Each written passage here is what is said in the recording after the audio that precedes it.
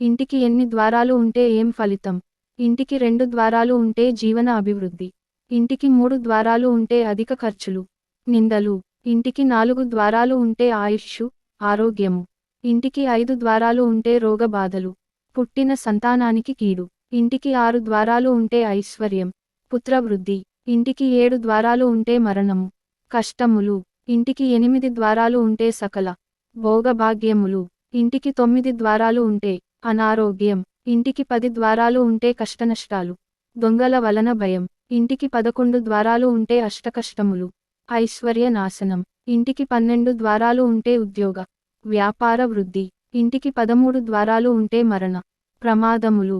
ఇంటికి 14 ద్వారాలు ఉంటే ధన సంపద. ఇంటికి 15 ద్వారాలు ఉంటే అశాంతి, అధిక ఖర్చులు. ఇంటికి 16 ద్వారాలు ఉంటే లాభము, అధికారం.